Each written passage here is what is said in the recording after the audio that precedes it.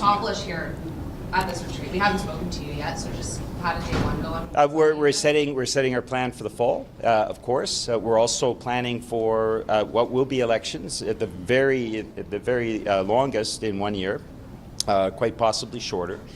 So we're establishing that.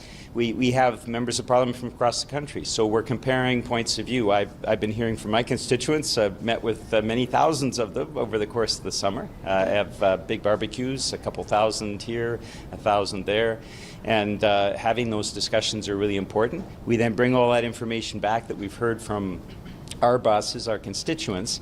We compare notes and we put in place our legislative plan, but also, of course, in this case, what we are looking to do and accomplish in the next election.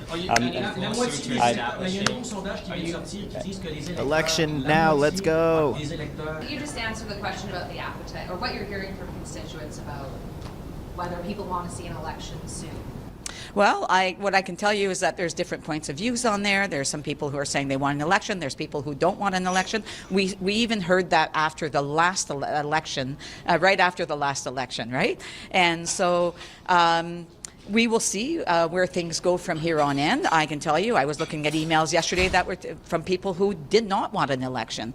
And so, as I said, there's different points of views. We will see where everything goes, and we're going to continue to roll up our sleeves to get things done. Your party will be going to vote by... Did I watch the U.S. debate? Yeah, I watched part of it. I think it was pretty clear to most of us. Coming a bit closer to the Sure. mic. Yeah. Mr. Julian was saying that this is not just about planning for the parliamentary session, but there's also strategy for the next election campaign. You've been through a few campaigns now with Mr. Singh as leader. Is anything going to be different? What are your thoughts on the strategy for your party this next campaign? Well, we're just getting into it. We were here yesterday talking about, the return of the House, how we're going to approach that. I think we've got lots of work to do for Canadians. Obviously, there's a lot on people's minds. And I'm looking forward to being back after the summer in the House and standing up for the people of Skeena. How fast should we have an election? How fast should we have an election? Yeah, I hear a variety of things. I hear from people who want an election right away, and I hear from people who'd like to see it in October. So, I think it's going to depend on the government. It's going to depend on what bills they bring forward. And we're going to fight every single vote to have the backs of Canadians. It's going to depend on you too. In terms for sure. Going vote by vote, is it clear in your mind what will be your red lines, what will be your guardrails for determining whether you support the government or whether you vote against them? At this point, we're going to take each vote as it comes. We're going to look at what the government puts forward. You know what we stand for. We know what we stand for on behalf of Canadians. Things like dental care and pharmacare, which are already, in the case of dental care, already helping hundreds of thousands of Canadians. So we're going to defend that work, and we're going to work for more wins for Canadians. I think this has been an historic minority parliament. We've gotten a lot of work done for people. If you look at those programs, they represent the biggest expansion of public health care in a generation, certainly in my lifetime. And that's something that we're extremely proud of. It's something we're going to defend every single day in the House of Commons, and we're going to try to build on. There's a lot more work to do. What are the wins you're looking for? What are the wins you're looking for other than the prices of groceries? Other than the prices of groceries? Well, obviously affordability is the number one thing on people's minds. That's what I hear. Yeah, for sure. The other things we're going to fight for, defending health care. We have a conservative government. Precisely what policies? Precisely what policies? We want to defend health care. No, you're going to ask for specific things. Well, for sure. We want to see dental care, the promise of dental care completed. There's a lot of work to do still across the country.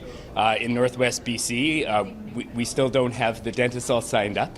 Pharmacare, we have a framework, but that's not complete yet.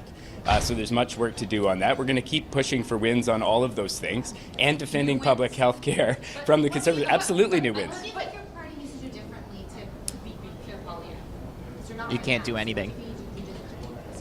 You're not going to beat Pierre. I think carrying a positive vision that reflects the values of Canadians, and one of the things that Canadians value is universal health care, having each other's backs, lifting each other up, especially during difficult times when people are struggling. But Liberals we like waiting talking 13 about that. hours. Liberals are going to be out selling dental care. They're going to be out talking about pharmacare. How is the NDP going to distinguish itself? Because that kind of feels like the challenge that's in front of you guys. So how are you going to tell Canadians that you're different than what the Liberals have? Well, I think the Canadians have been watching the Liberals over the past year, and they haven't been impressed by what they've seen. What they've seen are half measures and broken promises. They've seen a party that isn't able to stand up for their values, and we're going to do that. Canadians you are wanna not be looking more to the left. Democrats as the agents of change. It seems like they're looking to Mr. Poilievre. So what are you going to do to convince Canadians that if they want change, they should vote NDP? Hey, what I do is I show up every single day. I work hard on behalf of the people I represent. I go out on the doors, I talk to people, I hear their values, I hear their concerns, and I bring that to the House of Commons. It's pretty much that simple. With respect to Okay, that's all.